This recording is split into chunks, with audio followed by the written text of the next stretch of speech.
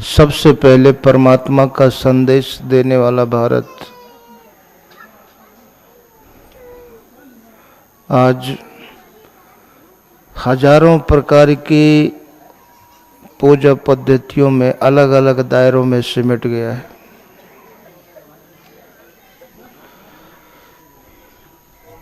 सबसे पहले परमात्मा की खोज भारत के ऋषियों ने किया था।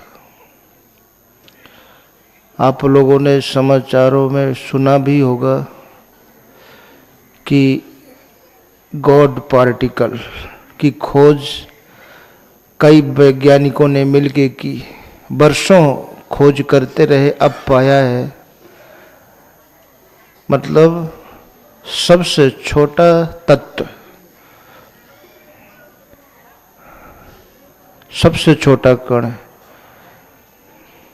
जिसे वो हिग्स बोसोन भी कहते हैं, कितना अरबों डॉलर खर्च किया तो भगवान को नहीं खोजा, भगवान का कण खोजा। अब वो मानते हैं, लेकिन भारत के ऋषियों ने परमात्मा को खोजा। परमात्मा की जरूरत क्यों पड़ी? भारत के ऋषियों ने देखा कि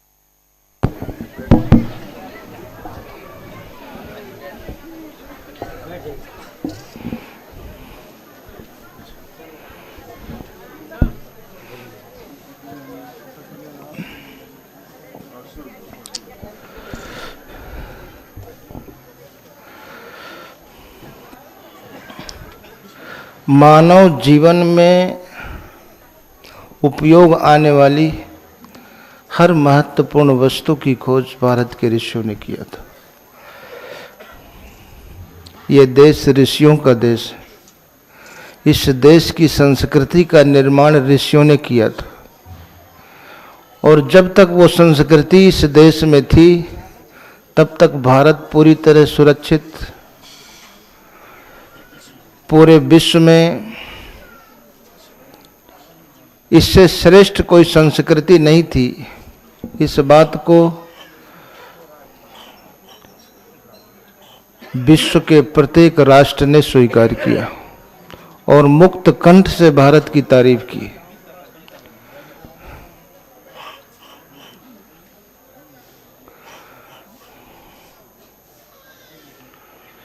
ग्रह, उपग्रह, वनस्पति, फिर इससे देख लिया इससे काम नहीं चलेगा, फिर परमात्मा की खोज किया। महापुरुषों ने देखा कि मनुष्य संसार में कुछ भी प्राप्त कर ले, कुछ भी बन जाएगा, लेकिन दुखों से छुटकारा नहीं मिलेगा। मनुष्य का धन, मनुष्य की बुद्धि, मनुष्य का पद और जो सामाजिक शक्ति है उसके पास, उससे वो सुख को नहीं प्राप्त कर सकता, जीवन में आने वाले दुख को नहीं रोक सकता है। इसलिए परमात्मा की जरूरत पड़ी। दुनिया का जो सबसे अमीर आदमी है, छोटे मोटे नहीं, उस अमीर आदमी से आप पूछें आपके पास इतना पैसा है,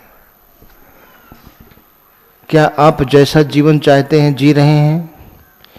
ये धन आपको क्या ऐसा जीवन दे सकता है? सीरिया के राष्ट्रपति के पास 1200 टन सोना था। और वो 1200 टन सोना उसको सोचा हुआ जीवन नहीं दे सका। तो इतना धन इकट्ठा करने में अभी आप लोगों को कितना समय लगेगा? 2 सिपाही रोड पे घसीट रहे थे, वो धन उसको सम्मान की जिंदगी नहीं दे सका। और आज हम लोगों की सोच क्या है कि जिसके पास जितना धन होगा उसको उतना ही सम्मान मिलेगा, और धन को पाने के लिए हम कुछ भी कर गुजरने को तैयार हो जाते हैं। आदमी के साथ विश्वासघात करते हैं, देश के साथ करते हैं, समाज के साथ करते हैं कि नहीं? और इसके बाद हाथ क्या लगता है? धन, और धन के द्वारा भोग की वस्तुएं खरीदते हैं, भोग ही प्राप्त करते हैं। धन हमें भोग ही तो दे सकता है, सोचा हुआ जीवन तो नहीं दे सकता, हमें दुख से नहीं बचा सकता, हमारी आत्मा को निकृष्ट योनियों में, पशु पक्षी योनियों में, नरक में जाने से नहीं बचा सकता है।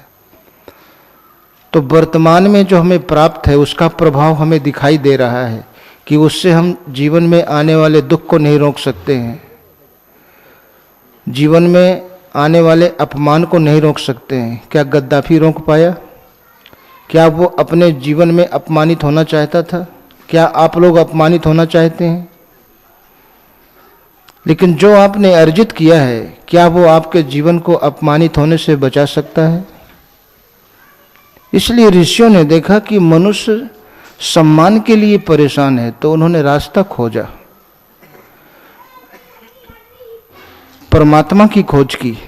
और जिन्होंने परमात्मा की खोज की, उस परमात्मा को प्राप्त किया, उन महापुरुषों की चर्चा आप अकेले में भी करते हैं, तब भी सम्मानित शब्दों का प्रयोग करते हैं कि नहीं करते?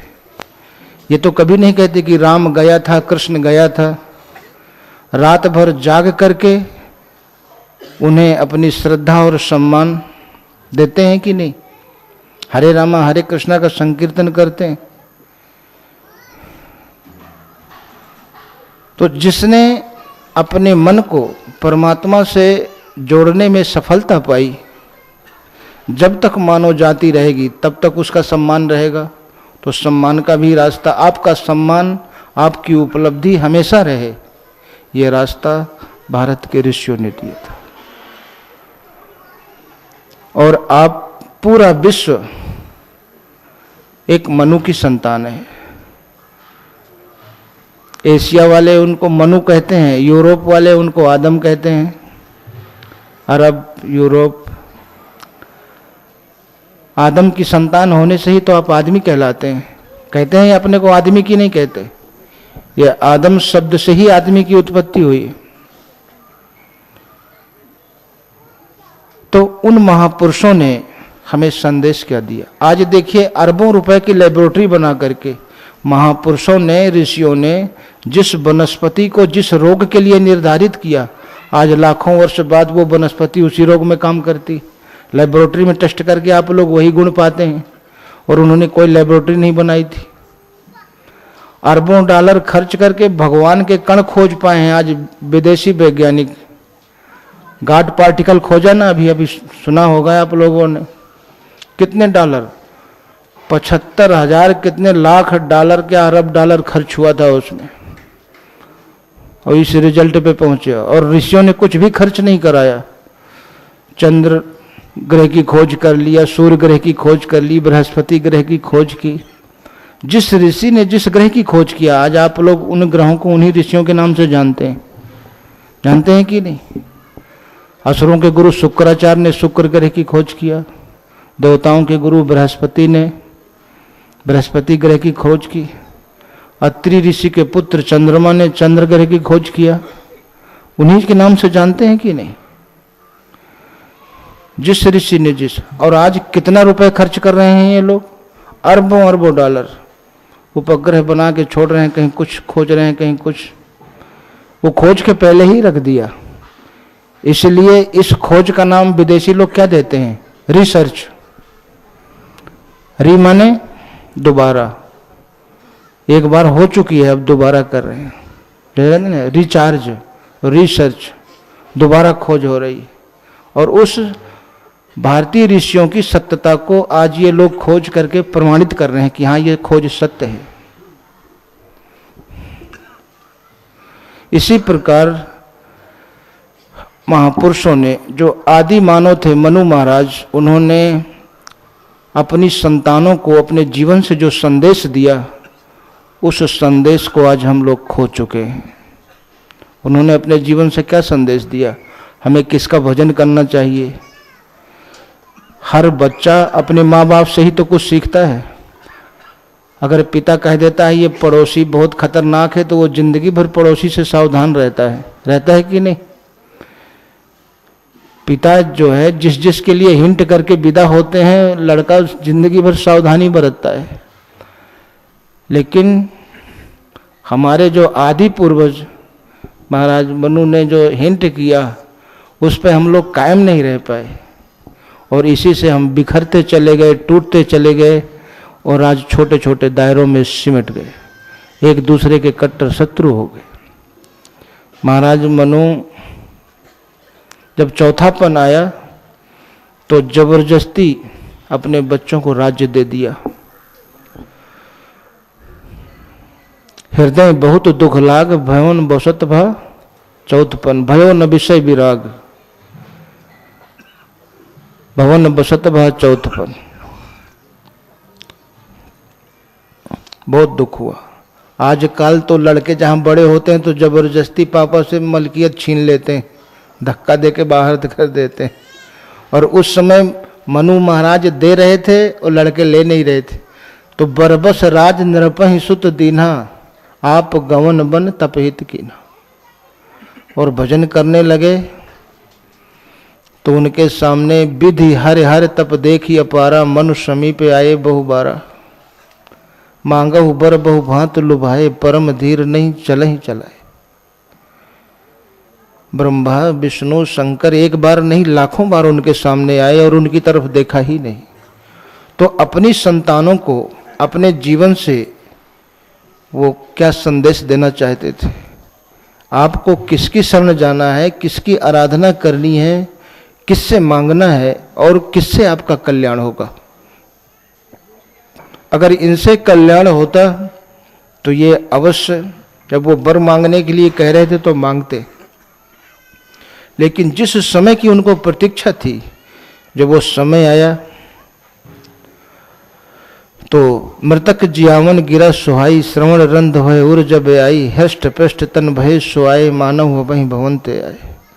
उनसे फिर परमात्मा से एक ही चीज मांगी कि जो भुसुंड मन मानस हंसा, आगम निगम पुराण प्रशंसा, जो स्वरूप बस शिव मन माही, जही कारण मुनि जतन कराही, देखूं सोई स्वरूप भरी लोचन, कृपा करहु प्रणतारति मोचन। कृपा, मैं उसी स्वरूप को देखना चाहता हूं जिस स्वरूप का ध्यान शंकर जी करते हैं। उनके हृदय में जो स्वरूप बसता है, जिसके लिए मुनि लोग यत्न करते हैं, कोई अलग से नहीं, सारे मुनि, शिव अज सुख सनकादिक नारद, जय मुनि ब्रह्म विचार विशारद। विशारद की डिग्री सबसे बड़ी डिग्री है। ब्रह्म के विचार में, ब्रह्म के चिंतन में जिसने विशारद की डिग्री पाई, जितने महापुरुषों ने, तो सब कर मत खगनायक यह करिए राम पद। सभी महापुरुषों का एक मत, तो फिर अलग अलग किसने कहा?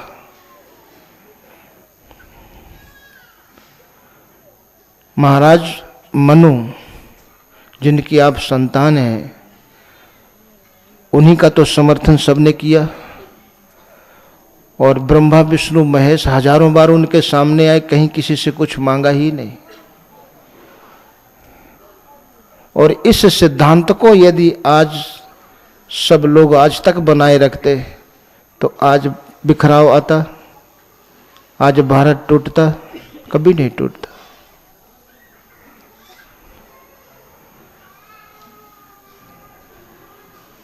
हनुमान जी को जब पकड़ करके रावण के सामने प्रस्तुत किया गया तो हनुमान जी से रावण क्या कह रहा है? कहु सठ तो ही न प्राण की बाधा। सठ कह रहे हैं, देखो हुत निशंक सठ तो ही, कि धम श्रवण सुना नहीं मोही, तुम कौन हो? तो हनुमान जी ने क्या परिचय दिया कि सुन रावण ब्रह्मांड निकाया, पाई जासु बल बिरचित माया, जाके बल बिरंच हर ईसा, पालत हरत सृजत दस शीसा। और जाके बल लवलेशते जितहु चराचर झार, तास दूत में जाहि कर हरि आनो प्रिय नार। मैं उसका दूत हूं जिसका लेस मात्र बल पाके तूने चराचर जगत को जीत लिया है, और जिसका बल पाकर के ब्रह्मा सृष्टि करते हैं, विष्णु पालन करते हैं, शंकर संहार करते हैं। जासु पाई बल बिरंच हर ईसा, पालत हरत सृजत दस शीसा। मैं उसका दूत हूं, न ब्रह्मा का, न विष्णु का, न शंकर का, मैं उसका दूत हूं जिसका लेस मात्र बल पाकर के। लेकिन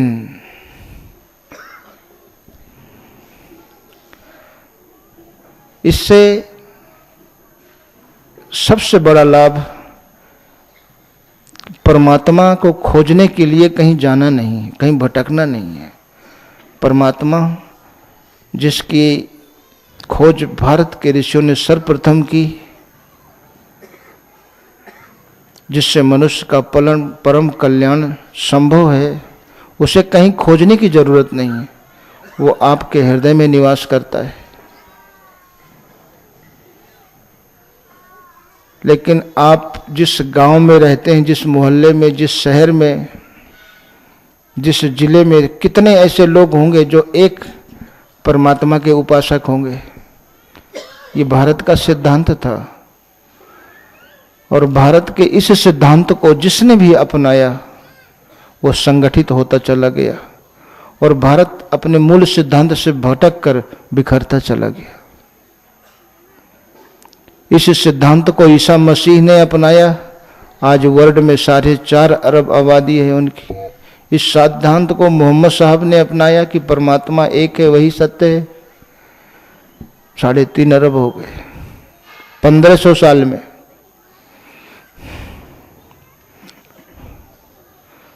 और हम लोग टूटते चले गए अपने मूल सिद्धांत से भटक कर। ये मूल सिद्धांत से भटकने का ही दुष्परिणाम है।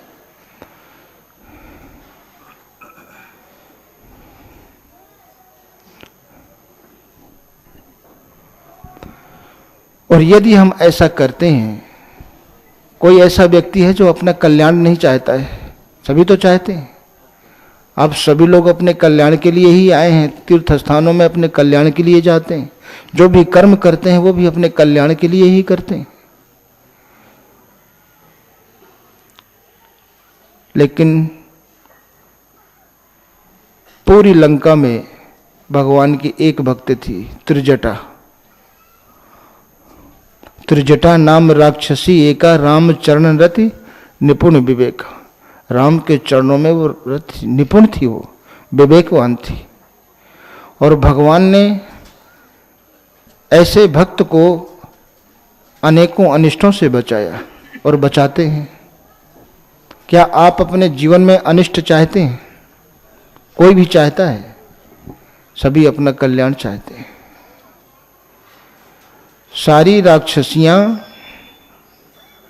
सीता को परेशान कर रही थी, भयभीत कर रही थी। तो जब देखा, क्यों, वो जो महिला पुलिस थी उनकी सबकी अध्यक्ष थी वो त्रिजटा, बोले ये सारा पाप मुझे ही लगेगा, तो सबको बुलाया। सब ही बोल सुनाए से सपना, सीता ही से करो हित अपना। ये सताने की चीज नहीं है, ये परेशान करने की चीज नहीं, इनसे अपना हित साध लो। कैसा हित? मैंने देखा है कि सपने हु बानर लंका जारी, सिंधु कूद आवा कपि भारी, तहीं अशोक वाटिका उजारी, जात धान सेना सब मारी। पूरे लंका का भविष्य देख लिया। पूरे लंका में जितनी आबादी थी, किसी ने लंका का भविष्य नहीं देखा। वो एक भगवान का भक्त थी। आप अपने जीवन का भविष्य भी देख सकते हैं, जान सकते हैं, यदि इतनी ही निष्ठा, जितनी निष्ठा त्रिजटा की थी परमात्मा के चरणों में, यदि आपकी हो जाए।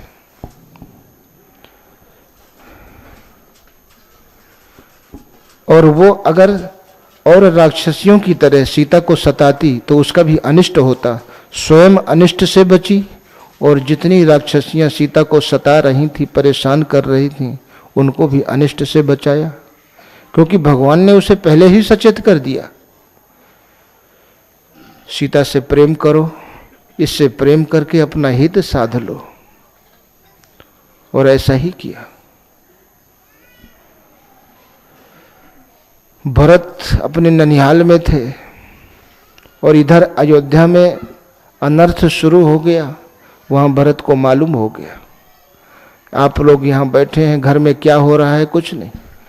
तो साधना हमारी इतनी उन्नत हो, उन्नत तभी होगी जब हमारी आस्था दृढ़ होगी। हमारे घरों में पता नहीं कितने देवी देवताओं के चित्र लगे हुए हैं, एक पर आस्था है, जबकि एक ही साधे सब सधे, सब साधे सब जाए, तुलसी मूलहि से ये फूले फरे अगाए। एक प्रताप भानु नाम का राजा था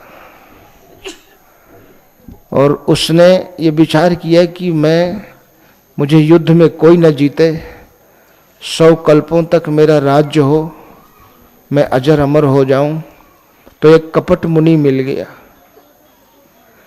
उसने कहा, राजन कालव तू पदनाई सीसा, एक विप्रकुल क्षण महिषा। जो विप्रन बस करहु नरेशा, तो तू बस विधि विष्णु महेशा। बात तो उसने सही कही, यही भगवान राम ने भी कहा था, बात सही कही उसने, लेकिन उसमें कपट था। भगवान राम ने क्या कहा, कर्म वचन मन छाड़ी छल, जोकर भूसुर सेव, मोहि समेत बिरंच शिव, बस ताके सब देव।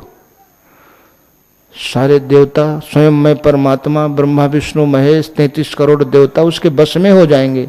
खुश नहीं, बस में, आपकी आज्ञा का पालन करेंगे। आपको फिर प्रार्थना करने की जरूरत नहीं, लेकिन कर्म वचन मन छाड़ी छल, जोकर भूसुर सेव। यही तो वो कह रहे थे, लेकिन वो तरीका गलत था। बता तो सही रहा था। उसने कहा, मैं रसोई तैयार करूं और तुम भोजन परोसो। और उसकी दोस्ती, कपट मुनि की दोस्ती एक राक्षस से थी, और राक्षस को भेज दिया पुरोहित के रूप बना के, और उसमें ब्राह्मण का मांस मिला दिया।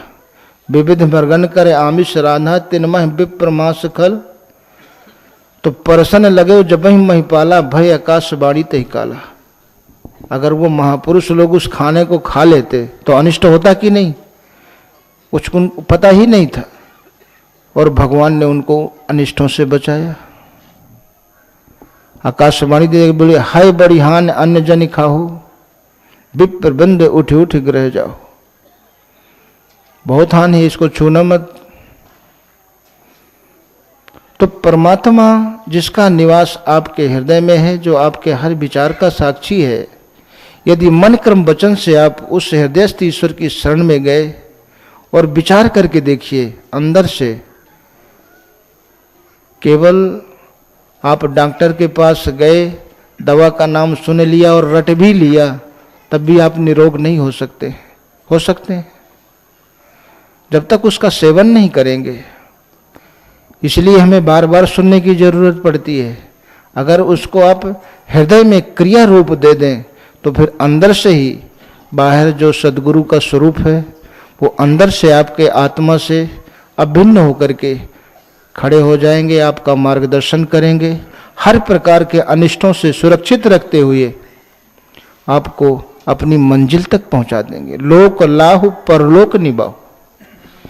जब तक इस लोक में रहेंगे लाभ के साथ आगे बढ़ते रहेंगे, और फिर परलोक में भी आपका भली प्रकार निर्वहन होगा।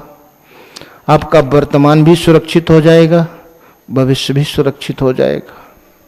और इसके लिए दृढ़ आस्था, जितनी निष्ठा से, लगन से आप दुनिया के काम करते हैं, लगन और निष्ठा से ही तो करते हैं, और इस लगन और निष्ठा से आपने जो अर्जित किया है उसमें कुछ टिकाऊ नहीं है। एक दिन नष्ट होकर के आपके दुख का कारण बनेगी। है कुछ टिकाऊ? और इतनी लगन और निष्ठा से हमें किसी को की साक्षी की जरूरत नहीं है, आपका मन ही साक्षी है। आप अपने मन से विचार करके देखिए कि जितनी लगन और निष्ठा विषयों में है, भोगों में है, संसार की चर्चा में है, क्या उतनी लगन और निष्ठा हमारी परमात्मा में है? उतनी लगन और निष्ठा से हम परमात्मा की चर्चा करते हैं या सुनते हैं?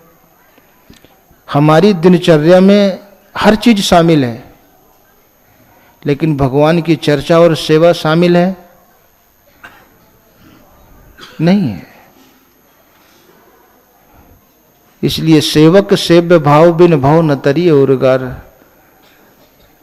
दुनिया में हमने पूरी लगन निष्ठा से सब काम किए हैं, लेकिन इतनी लगन निष्ठा से आप अगर 1 घंटे प्रभु की सेवा और सुमिरन के लिए समय दें तो आप भली प्रकार से सुरक्षित हो जाएंगे। आपका वर्तमान भी सुरक्षित हो जाएगा और भविष्य भी। फिर भगवान आपको कदम कदम पे निर्देश देने लगेंगे। वो हृदय के विचारों को देख रहे हैं।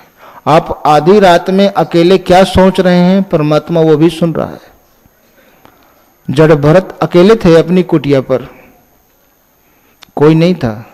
मन में सोच रहे थे कि मेरे जाने के बाद हिरण का क्या होगा, तो भगवान ने उनको हिरण की योनि में भेज दिया। गरुड़ जब नाग फांस से भगवान को छुड़ा के आए तो अपने आश्रम में बैठे सोच रहे थे कि आज मैं नहीं होता तो भगवान के प्राण कौन बचाता। मैंने जो प्रभुता सुनी थी वो देखा तो नहीं प्रैक्टिकल में, बस जहां ये विचार आया मन में ही तो सोच रहे थे। इतना मन आनत खगर आया, हरि प्रेरित तब व्यापी माया। तीनों लोकों में कहीं ठिकाना नहीं। तो वो परमात्मा आपके हृदय में है, हृदय के हर विचारों का साक्षी है और विचारों के अनुसार ही वो व्यवस्था देता है। विचार ही संस्कार के रूप में परिणित होते हैं। इसलिए दुनिया का हर व्यक्ति संस्कारों के अधीन। आप एक एक पल जो जी रहे हैं, आपका जीवन संस्कारों पर आधारित है। इसलिए जैसा चाहते हैं वैसा जीवन इस पृथ्वी में कोई नहीं जी रहा। एक व्यक्ति आपको नहीं मिलेगा जो कह दे कि मैं जैसा चाहता हूं मेरे जीवन की व्यवस्था वैसे चल रही। हाँ, यदि परमात्मा अनुकूल हो गए, उनके निर्देशन में आप चलने लगे, तो जो इच्छा करी हो मन माही हरि प्रसाद कछु। हाँ, फिर मन में जो सोचने लगोगे। शंकर जी ने जब सती का त्याग किया था तो मन में ही तो किया था, बाहर तो कुछ कहा ही नहीं था। शिव संकल्प कीन मन माही यही तन सती भेंट अब मन में।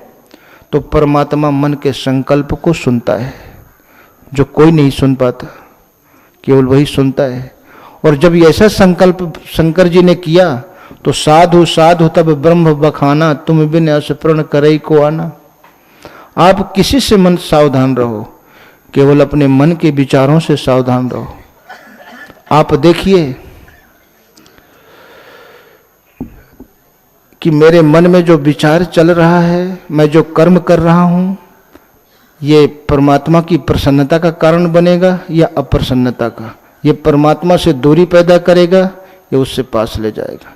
बस इतनी सावधानी आप बरत लें तो आपका कभी अनिष्ट हो ही नहीं सकता है। दो ही चीज है, कभी मन विचारों से खाली नहीं रहता है। अब आपके अंदर जो विचार चल रहा है, ये सद्गुरु की कृपा दिला सकता है या दूरी पैदा कर सकता है। आप जो कर्म कर रहे हैं, जो आचरण कर रहे हैं, यह आपका कर्म परमात्मा की प्रसन्नता का या गुरु की प्रसन्नता का कारण बन सकता है या अप्रसन्नता का। क्योंकि सृष्टि में आप किसी को भी प्रसन्न कर लो। आज प्रदर्शन युग है ना। आप प्रदर्शन कोई धन का कर रहा है, कोई बुद्धि का कर रहा है, कोई पद का कर रहा है, कोई शरीर का कर रहा है, लेकिन इसके पीछे उद्देश्य क्या है? प्रभावित करना। तो दुनिया में आप किसी को भी प्रभावित कर लो, लेकिन न तो आप अपनी आत्मा के पतन को रोक सकते हैं, न अपने जीवन को दुखों से बचा सकते हैं, न सोचा हुआ जीवन पा सकते हैं। और इतना ही परिश्रम यदि परमात्मा को प्रसन्न करने में, परमात्मा अनुकूल कब होता है? हृदय को सजाने से, सद्गुणों, हृदय को आप सद्गुणों से भर लो, परमात्मा प्रभावित हो जाएगा। लेकिन समाज में देखा जाता है एक दूसरे को प्रभावित करते रहते हैं, एक दूसरे को आकर्षित करते रहते हैं। जो 10 किलो ठेला में फल रखा है ना, उसको भी सजा के रखता है कि ग्राहक आकर्षित होगा। दुकानों को सजाते हैं ना, आदमी कभी दुकान सजाता है, कभी घर सजाता है। अब जिस घर को छोड़कर विदा होना है उसको हम कितना सजाते हैं, कभी शरीर को सजाता है, लोग प्रभावित होंगे। लेकिन संसार में कोई भी प्रभावित हो जाए, आपको दुख और आंसू छोड़कर कुछ भी नहीं मिलेगा। आपके पास दुख और आंसू छोड़कर है कुछ? जो कुछ आपने कमाया है टिकाऊ है, उसका एक दिन नष्ट होना निश्चित है। और हम संसार में ही एक दूसरे को आकर्षित करते रहते हैं, प्रभावित करते रहते हैं, करते हैं कि नहीं? अगर इसका आधा भी मेहनत हम भगवान को आकर्षित करने में, प्रभावित करने में अगर लगा दें तो हमारा जीवन सार्थक हो जाएगा। इसलिए कहा कि जहीं पर कृपा राम की होई, तहीं पर कृपा करे सब कोई करेगा। फिर आपके ऊपर अगर विपत्ति का पहाड़ भी गिरने वाला होगा तो कहते हैं गरुड़ सुमेर रेणु सम ताहि चितवा राम कृपा करी। अगर सुमेर पर्वत भी गिरने वाला होगा आपके ऊपर तो वो गरुड़ सुमेर रेणु सम रजकण बन करके आपके ऊपर गिरेगा, पता ही नहीं चलेगा। विपत्ति का पहाड़ रजकण में बदल जाएगा। लेकिन कब? चितवा राम कृपा कर, भगवान कृपा करके जिसको देख लें, बस हमें ये करना है कि उनकी कृपा हमें मिल जाए। तो कृपा कैसे मिलेगी? कि मन क्रम वचन छाण चतुराई और भजत कृपा करी है रघुराई। चतुराई छोड़ के हम वहां भी चतुराई दिखाते हैं कि गुरु महाराज समझें कि हम बहुत बड़े प्रभावशाली व्यक्ति करते हैं कि नहीं, कहीं ना कहीं से उसको झलकाने की कोशिश करते हैं। हमारे आचरण से, व्यवहार से, विचारों से, वार्तालाप से वो हमारी उपलब्धि झलकने लगती है, जबकि उस उपलब्धि से हम स्वयं सुरक्षित नहीं हैं। कोई माँ बाप ऐसा है जो अपने बच्चों को असुरक्षित और अव्यवस्थित देखना चाहता है? लेकिन जो आपने जिंदगी भर अर्जित किया है वही छोड़कर तो विदा होंगे। चाहते जरूर हैं लेकिन सुरक्षित और व्यवस्थित नहीं है। मां कुंती ने अपने बच्चों को संस्कार दिया था। उनका जो संसार में लगा हुआ मन था परमात्मा से जोड़ा। जब भी वो सोते थे भजन करके सोते थे, जब उठते थे तो प्रार्थना करके सोते थे। किसी माता पिता ने अपने बच्चों को ऐसा संस्कार दिया? मां कुंती जब भोजन परोसती थी बच्चों को, बोले भगवान का भोग लगाओ। फिर भोग लगाने से ये प्रसाद बन जाता है, प्रसाद कभी नुकसान नहीं करता। जब सोते थे बोले भगवान से प्रार्थना करके सो जाओ, सोने में अनिष्ट ना हो। आज सर्वे कर रहे हैं, सब लोग कहते हैं 15-20 लाख लोग ऐसे हैं जो रोज सवेरा नहीं देखते। ब्लड प्रेशर वाले जहां कोई भयानक दृश्य देखे तो सोते ही रह जाते। तो कोई अनिष्ट न हो, सवेरे जब उठते थे बोले प्रार्थना करो कि प्रभु मुझसे कोई ऐसा कर्म न बने, मेरे मन में कोई ऐसा विचार ना आए जिससे आपसे दूरी पैदा हो जाए। और जब महाभारत का युद्ध हुआ तो बताइए कौन सुरक्षित था, पांडव की कौरव? क्योंकि मां कुंती ने संस्कार दिया था। तो आप, कोई माँ बाप असुरक्षित और अव्यवस्थित नहीं देखना चाहता अपने बच्चों को, लेकिन जो संपत्ति छोड़ करके, जो व्यवहार छोड़ के आप विदा होंगे, जिससे आप स्वयं सुरक्षित नहीं हैं, क्या आपके बच्चे हैं? होंगे? क्या आपने ऐसा संस्कार दिया? तो हर माँ बाप को माँ कुंती की तरह अपने बच्चों को संस्कारित करना चाहिए, जिससे वो वर्तमान भी सुरक्षित रहे और भविष्य भी सुरक्षित, कितना भी अनिष्ट आए वो हमेशा सुरक्षित रहे। बोलो गुरुदेव भगवान की।